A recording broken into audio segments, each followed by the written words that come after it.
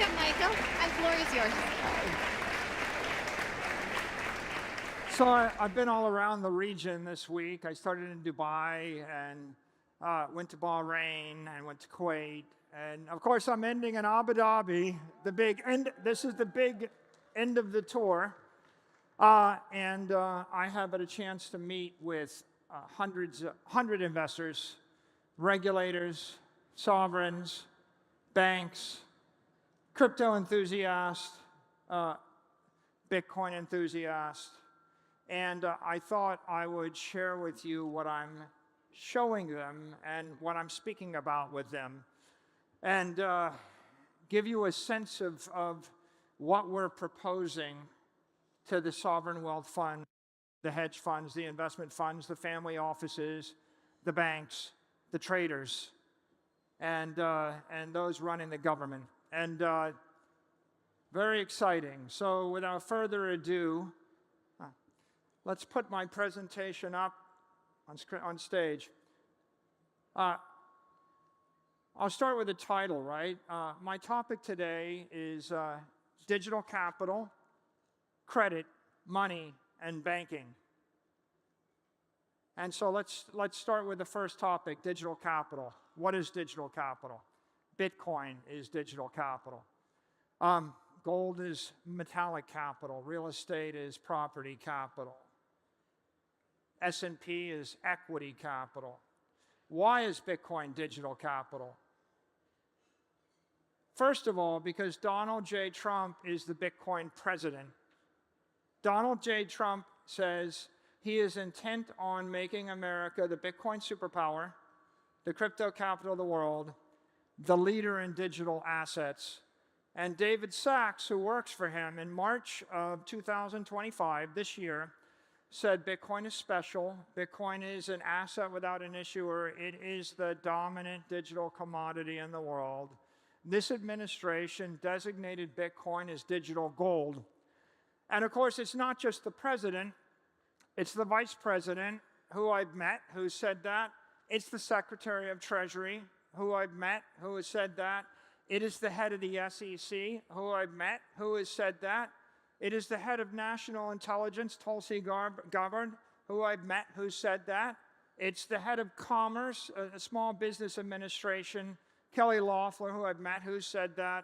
It's Bill Pulte, who runs the Federal Housing Administration and regulates $5 trillion or $6 trillion of home mortgages, who I've met who said that. It's RFK, who not that long ago wanted the US government to buy 4 million Bitcoin, who I've met, who believes it. It's the incoming head of the CFTC, Mike Selig. It's David Sachs himself, the crypto czar and the Bitcoin czar. It's Howard Lutnick, the Commerce Secretary. And it's Kash Patel, the head of the FBI. So you have a profound consensus amongst everyone running the United States. And the most important thing is that the United States is the most influential financial regulator in the world. And whatever the US banking system does and the US security market does ripples through South America, it ripples through Africa, it ripples through Europe, it ripples through the Middle East, it goes to Canada, it goes to Australia, it even goes to Hong Kong. Even the Chinese will copy what the US is doing. So it's very, very profound inflection.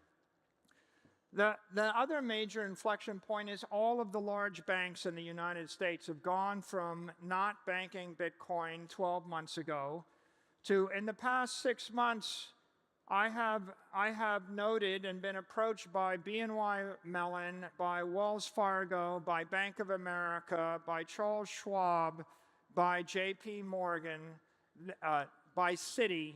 They are all starting to issue credit against either Bitcoin or against Bitcoin derivatives like IBIT. And so there's a sea change here. Wells Fargo and Citi have both publicly announced intent to allow the custody of Bitcoin within the banks. In the year 2026, they'll start to extend credit. And so Wall Street, the banking establishment, and the regulators have all endorsed Bitcoin as digital capital. Where does that take us? Well, my company's strategy is the world's first digital treasury company. And because it's digital capital, we have capitalized on it, and we have now accumulated 660,624 Bitcoin, including 10,600 yesterday, we announced.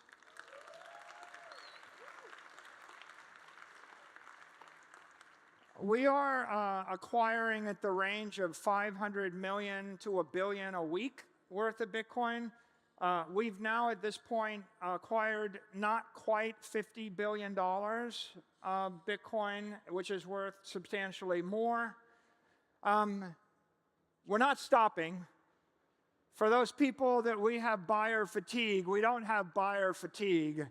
I think that we can buy more Bitcoin than the sellers can sell, and we're going to take it all. And we're going to take it out of circulation. In essence, we're winding up the network. We're powering it up like an engine. It's coiling like a torsion spring of sorts. And what do you do with all that capital? What we've decided to do with that capital is to start creating credit, Bitcoin-backed credit, and we've created the world's first digital credit vehicle. In essence, we are going to digitally transform the credit markets by creating a vehicle powered by digital capital. So the company today is paying out about $800 million worth on our digital credit. We have about 76 years worth of dividends if Bitcoin goes up 0% a year. So I think the Bitcoin reactor has about 76 years of energy. If Bitcoin goes up 1.4% a year, we have infinite energy. We can go forever. So that's really our break-even point. And why do we exist? What is the purpose of our company? We exist to transform capital into credit. So what is capital? Capital is, you have a 5-year-old kid and you give them $1 million block of real estate in the middle of New York City. It's just dirt. It's land. There are no rents. And you say, child, hold that real estate for 30 years and you'll be rich. No cash flows, but you have to wait a long time and it's hard to value the real estate. In our particular case, maybe in 20 years you can finance the real estate. And if you ever want cash flows from it, you have to form a company, get a construction loan, build a building, market the building. You're going to have to rent the building, then you'll get cash flow. That's a lot of work for a 5-year-old kid.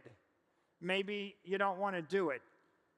So there's another thing you could do for the child. You could give them a piece of paper, a credit instrument that pays them $10,000 a month forever. Right? The picture on the right is credit. I'm just going to give you money every month forever, starting now. Instant gratification. And the picture on the left is capital. I'm not going to give you any money for the next 30 years, but if you've got the patience and you can stand the risk and hold your breath, you'll have even more money. So Bitcoin is digital capital. It's volatile. It's going up. How do you create digital credit? The world is built on capital.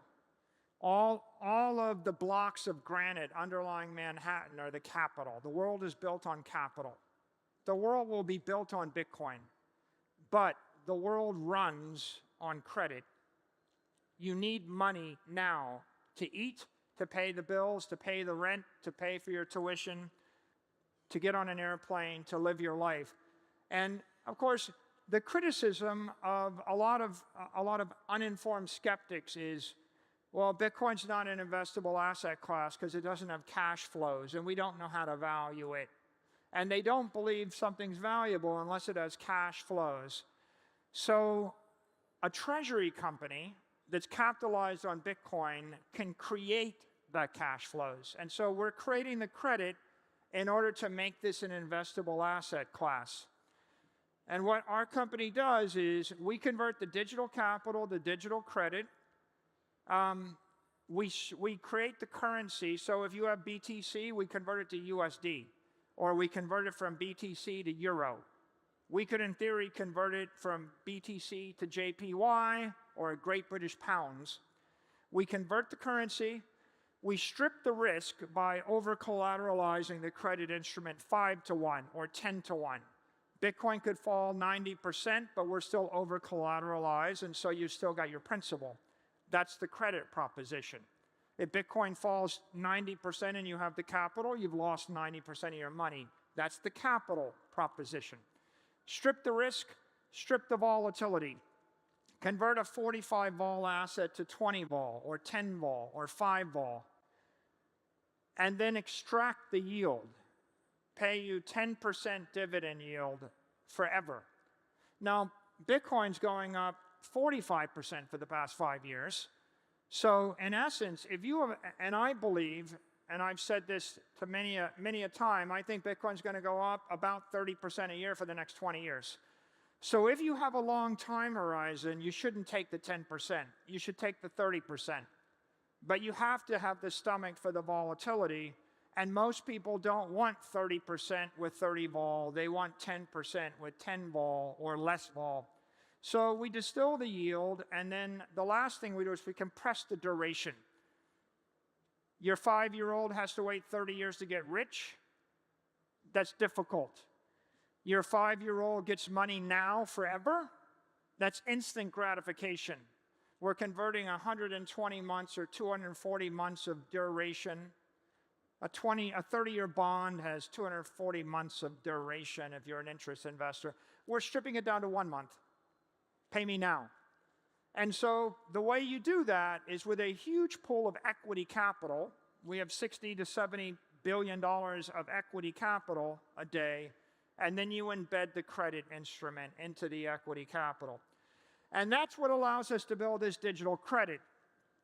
And I'm going to talk about digital credit and digital equity, but with an aside. When gold was money, and gold was the commodity store of value in the world, the killer app for gold, it wasn't the gold. Cash settlement meant I moved gold from here to there. The killer app of gold was credit. The Rothschilds created gold-backed credit. The banks created credit. All currency was credit. All sovereign debt was credit. All corporate debt was gold-backed credit. All consumer debt was gold-backed credit. All mortgages were gold-backed credit. It used to be the world for hundreds of years ran on gold-backed credit. If we have digital gold, it's very logical that the world's going to run on digital gold-backed credit, or digital credit, if you will. And how do we get it? Well, if we've got an asset that outperforms the S&P index, we just strip off the amount of yield you want, and then the excess yield goes to the common stock shareholders. So the first digital credit instrument we created was STRK. We created it as a preferred stock. We pay an 8% dividend forever, and we give a conversion right into the common shares forever. 100-year call option, 100-year bond. We took it public, and we put a shelf registration on it. So the innovations were preferred stock as credit, a public instrument, a happy name, strike. Sorry, Jack Mahlers. I like the name, so I took it. But you can still have it, STRK. And then we also backed it with digital capital, Bitcoin. And because it's perpetual, we could sell the instrument into the market any given day. So it's like taking the best ideas from an ETF and adding them to the best idea of a bond, the best idea of a common equity, and then putting digital behind it. And then after we did that, we thought, why don't we create a perpetual bond that pays 10% dividend yield forever? And we did that with Strife, STRF. You would never pay 10% in a bond to build a house or to build a data center, because it's not going to last 100 years. How do you actually pay someone for 100 years? You have to have a use of proceeds that will last 100 years. So we borrow the money forever, and then we invest the money in Bitcoin forever. We're basically funding we're investing in the digital asset economy forever with money we borrowed forever. We're matching the duration. Because that's a senior instrument, it traded way above par, and the effective yield is 9%. And the idea is that's 9%, an investment grade bond is 4%. We had to pay a higher rate because we never intended to pay the money back, right? We're not giving you the money back in 5 years, we're giving you the money back in 5 million years. An investor would say, pay me more. And first we thought that was a bug. Oh, we have to pay more. And then we realized that's a feature, because I would rather pay 10% forever than 5% for 5 years. If you do the math in your head, if you got to repay the principal in 5 years, that's 20% a year plus 5, that's 25% financing versus 10. So if we'd rather pay 10%, who would rather collect 10%? The credit investor. So we created the best credit. The credit became the product.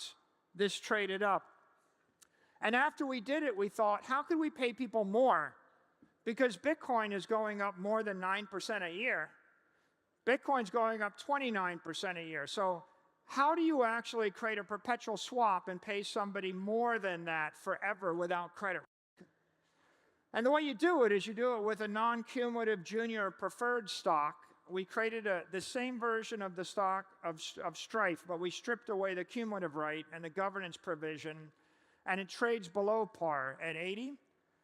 And that means that the effective yield is 12.5%. So there's a 3.5% credit spread between the senior instrument and the junior one. And what that means is, if you don't trust anybody in the world, you buy Bitcoin and you collect 30%. If you trust the company and you trust Bitcoin, but you don't want, if you have a short time horizon, you want cash flows, you would buy STRD and you would collect 12%. The first 12% of Bitcoin return forever. And everything above 12.5% goes to the common equity, to MSTR shareholders.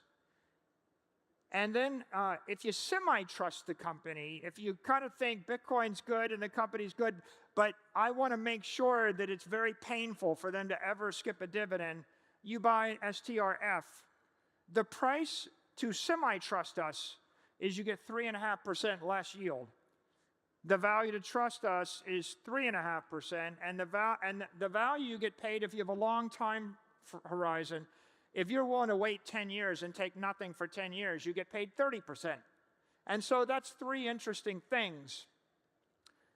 We took the idea of Strife and then we did it in Europe. And we actually created a 100-euro par that pays 10% in euros for European investors, and we call that Stream. Same idea, Strife.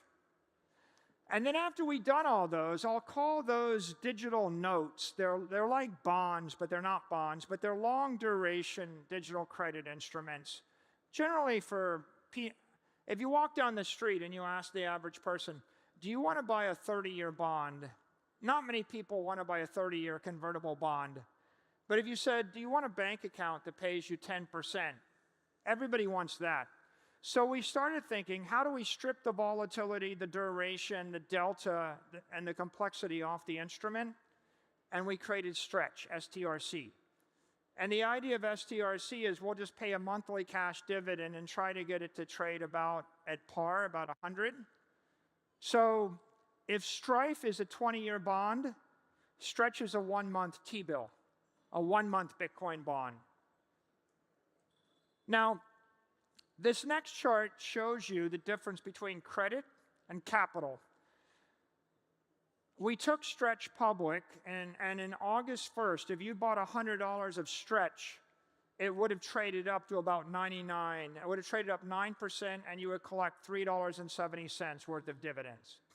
If you had bought $100 worth of Bitcoin, it would have traded down $23. Which is the better investment? Well, over the 4 months, it's the credit. If you're going to hold it 4 years, it's the capital. Bitcoin is a much better long-term investment, but you wouldn't be able to tell from that chart. And if you needed the money tomorrow, you'd want the credit. And so what you can see we're doing is we're straightening out that volatility and we're stripping that risk and we're creating that cash flow. Now, remember I told you I had to pay more money for the preferred credit. That was the bug, but it became the feature. And then I said, well, we wanted to take it public. So we took it public. It pays a big dividend. It's backed by Bitcoin. And inadvertently, we created the most interesting credit instruments in the world. These are the most successful preferred stocks ever. And here's one way to see it. The average preferred stock trades over the counter.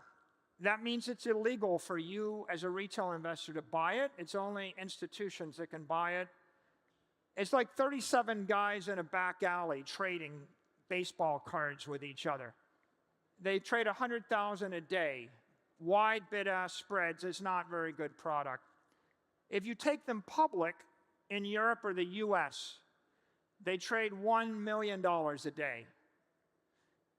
The first credit instruments we created, like Strike and Strife and Stride, they trade about $30 million a day. So they were 30x more liquid than anything anybody had done before. But then people said, well, I don't want the volatility. I want monthly. I want it simple. Everything else is too complicated. So when we did Stretch, we found the right product market fit. And you can see the instrument started trading 130 million a day, 100x more interesting. That's in the first 4 months. It became 100x more interesting. I think this will become hundreds of millions, then billions of dollars a day. And you can say, well, why doesn't anybody else do this? Because the rest of the capital market approaches credit differently. When Apple borrows money, they borrow money tactically to finance a tax arbitrage. When Microsoft borrows money, they're borrowing it tactically to finance a data center. When a bank borrows money, they're borrowing money to fund a consumer loan business. The money that they're borrowing, they want to get as cheaply as possible. It's a tactic in order to improve a product or a service. For us, the credit is the product. We're not trying to minimize the cost of the credit or the yield we pay. We're actually trying to maximize it and strip the credit risk away so we can invest in Bitcoin forever. And so we're an example of a well-run company where the credit is the product and the rest of the capital market is full of junk bond issuers and investment grade issuers and bank preferred issuers. The credit is the byproduct, right? It's a necessity, but if the CFO of Microsoft had a preferred stock paying 10%, the board of directors would say, you should call that, retire it, refinance it, and replace it with 5% money. And so most well-run companies aren't trying to create good credit. They're creating crippled credit. Credit that's good for the issuer, bad for the investor. And we inadvertently flipped that on its head, and we created credit good for the investor. And we didn't actually need the tax deduction because we're a treasury company. And we would rather pay a higher yield because we wanted to invest the money forever in Bitcoin. Nobody else has a use of proceeds to invest in forever that's going to go up faster than the S&P index. And so you have to have the right capital structure and the right corporate structure. And so I talked about the bug being the feature. One way the bug was the feature was we used preferred stocks. The other thing we did is we took them public because over-the-counter markets are very inefficient and the public can't buy them. The third thing we discovered is that if we pay the dividends by issuing equity or by selling securities or even by selling highly appreciated commodities, the dividend we pay is tax-free. It's tax-deferred. That is to say, you get the dividend, and then until you've reduced the basis in the instrument to zero, you don't pay taxes on it. Now, if you live in Dubai or Abu Dhabi, it doesn't matter to you.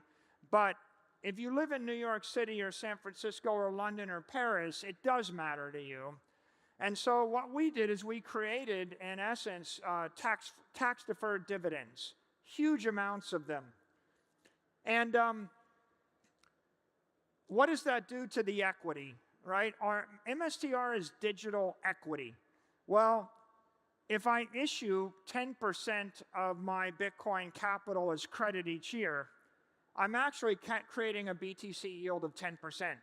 So that means that every 7 years, I double my Bitcoin per share. So if you want to actually hold Bitcoin per share constant, you buy Bitcoin. Or you buy the ETF. But if you wanted to double your Bitcoin per share, what you'd want to do is issue credit instruments and then buy Bitcoin back.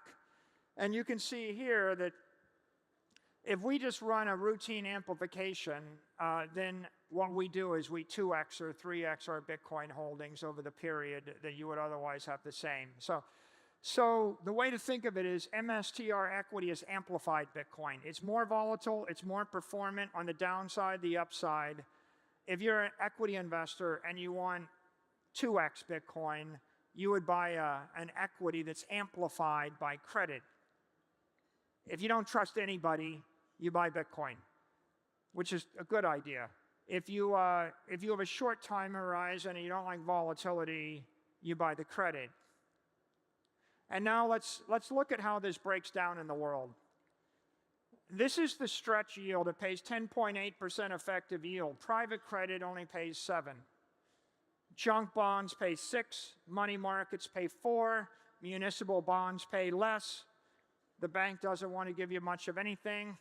This is the best it gets in the entire world, US-based credit. The benchmark is SOFR. SOFR is going to fall. When SOFR falls from 400 basis points to 3, mortgage credit, corporate credit, and junk credit is all going to be drawn south by 100 basis points. So digital credit's already 2 to 4 times better. If you're a retail investor or a corporation and you pay taxes, the fact that you can defer the tax, New York tax, city tax, federal tax, means that buying STRC, buying digital credit, is like a bank paying you 22% interest on your bank deposits. You can see it's off the chart. It's 4 times or 5 times better than buying a conventional money market. In fact, all digital credit is better than all conventional credit. Why? Because the collateral is appreciating and it's digital, and conventional credit is built on depreciating, collapsing collateral, whether it's a data center or a product or a warehouse. And it's all indexed to the risk-free rate, which is repressed by most central bankers. In Japan, it's 50 basis points. All the credit is tied to 50 basis points. And so digital credit is free market rates.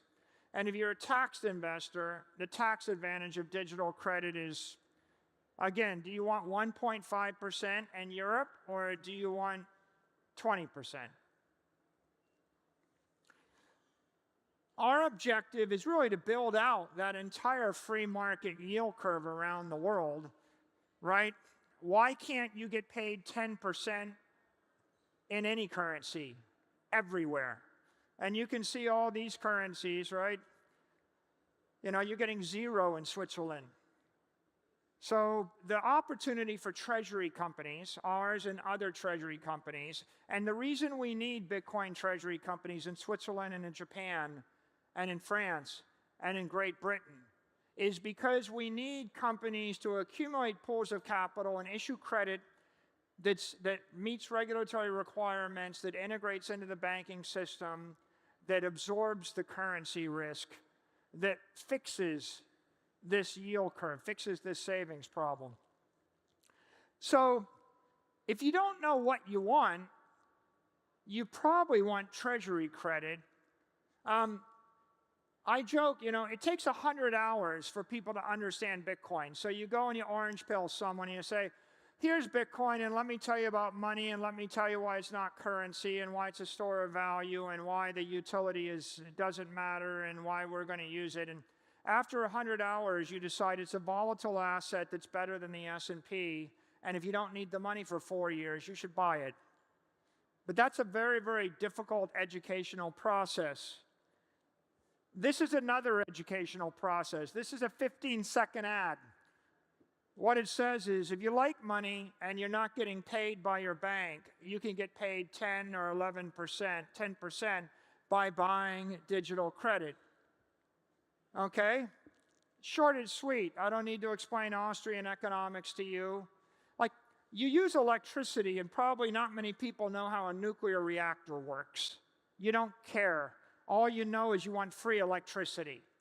And you use the iPhone, but not 1 in 10,000 electrical engineers understands the way the codecs work and the chips work, in wireless handsets. Doesn't matter. Creating a great consumer product is the way to deliver technology to the world. Digital capital is appreciated by those after 100 hours. It's loved by people after 1,000 hours. But what's the equivalent of the automobile? What is the mass consumer product? Well, here's digital credit, but I'm not going to stop there, because what I'm going to say is this is a journey of discovery. First, I discovered digital capital. Then I discovered long-duration digital credit. Then we discovered short-duration digital credit like Stretch. And now we realize that we can create digital money. And what is digital money?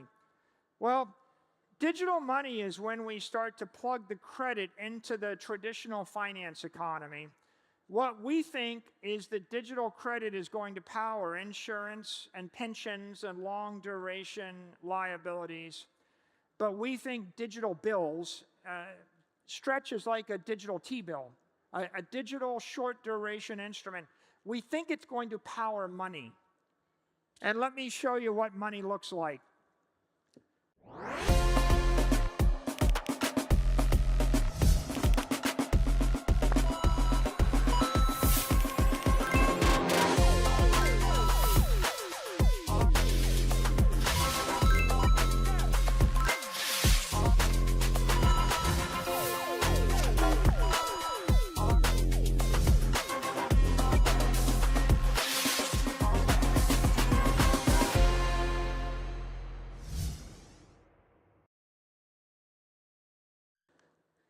If you take digital credit, take Stretch, and you create a fund which is 80% Stretch, 20% currency equivalents, then you've got a digital money fund that could be buffered against instant liquidations. If people want to redeem 20% of the fund, you sell the currencies instantly without actually putting pressure on the underlying digital credit instrument.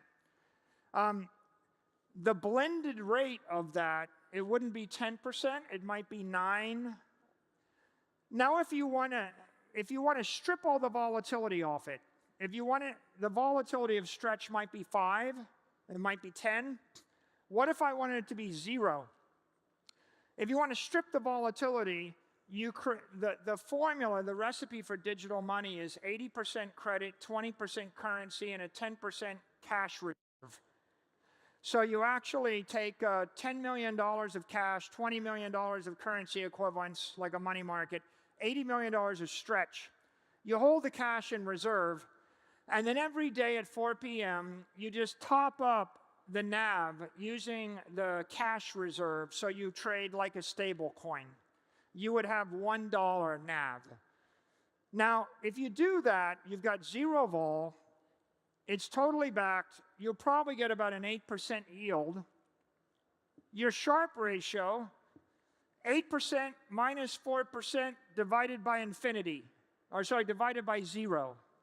It goes to infinity. The Sharpe ratio goes to infinity because the vol goes to 0. And now think about this for a second. What could I do with digital money? I could create a digital money coin. I can create what looks like a stable coin, a $1 stable coin, stable to 6 significant digits, that pays you 8% yield, tax deferred. Tax deferred 8% yield, 12, 16% tax equivalent yield, but powered by Bitcoin. right? Digital capital creates digital credit, creates digital money, put it in a stable coin.